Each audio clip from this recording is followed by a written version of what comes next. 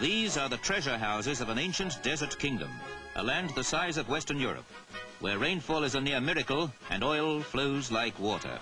The world's largest oil reserves are here in Saudi Arabia, so it's hardly surprising that a gallon of petrol costs less than 2 shillings. Cheap maybe, but there's no one-way route to luxury living in this scorching corner of the earth.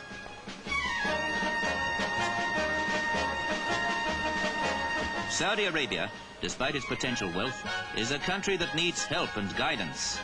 Why else would a group of prominent English surgeons and specialists hurry away from London's shivering climate to board an aircraft bound for a land where winter merely means the temperature drops below the century mark?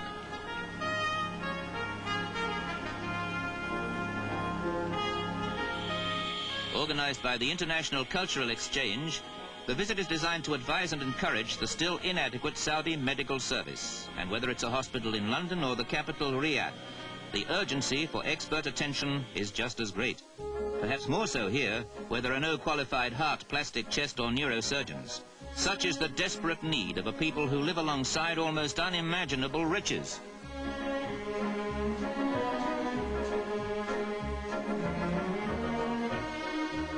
Eye infections are so common that operations are often performed in the patient's home.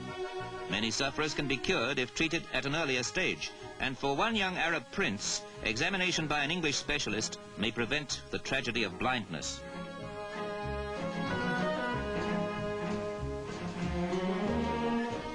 Prince or pauper, the queue of patients is endless.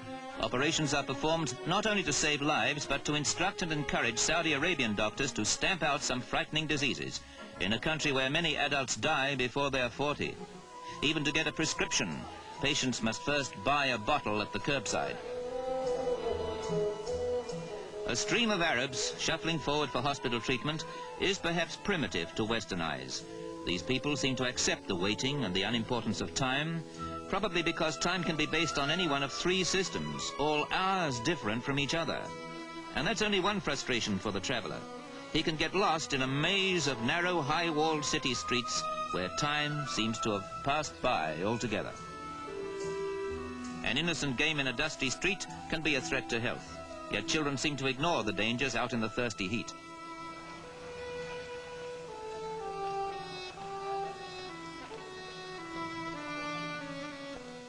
But no, this tour back into history and legend is jolted forward into the 20th century by the sight of Saudi Arabia's latest landmark, the TV studios. And there's almost a big screen atmosphere about a visit to the palace of King Faisal, the immensely rich monarch of this desert kingdom.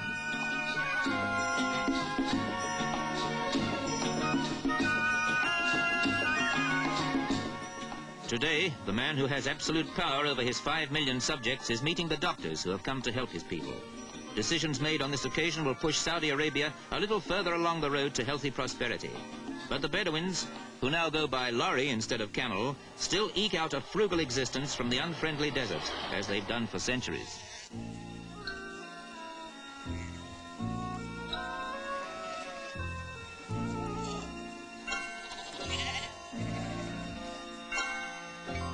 Somehow the nomadic tribes manage to survive in this scorching sea of sand. The oil beneath means nothing to their unchanging way of life. The heavily veiled women still spin goat's hair to weave the walls of their tented homes.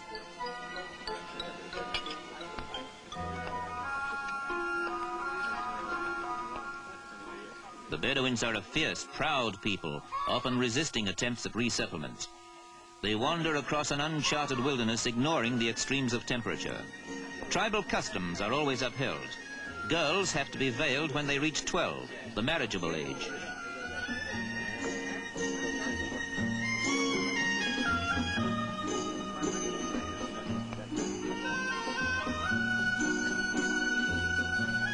There is, of course, the high-style Bedouin life tasted by the off-duty doctors.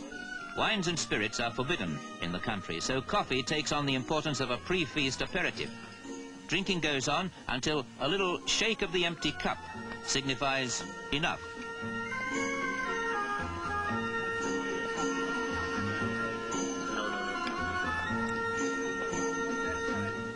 All the Bedouin courtesies and rituals are observed. You take off your shoes before sitting down to a communal dish of roast sheep dressed with rice and whole chickens. The idea being to tear away at the meat and roll it into balls of rice. A feast fit for a king. But this time it's Prince Abdullah in the place of honor.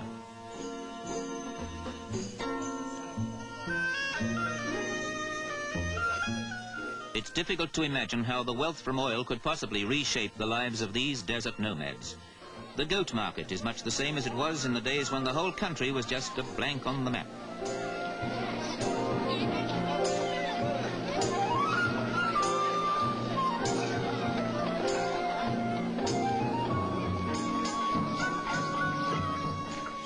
It might not be everyone's idea of super shopping, but there's certainly no better place to collect a few tasty desert lizards for supper.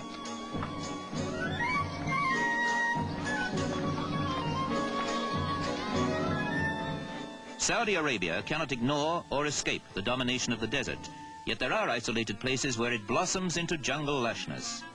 An oasis like this, carefully irrigated, can produce root crops and a rich date harvest.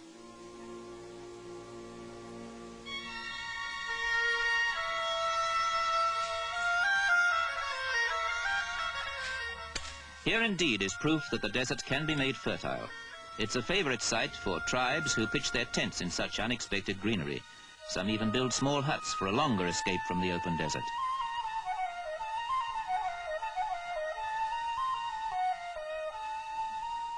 Modern civilization has edged in as well, because among the swaying palms is a swimming pool. And that's no mirage.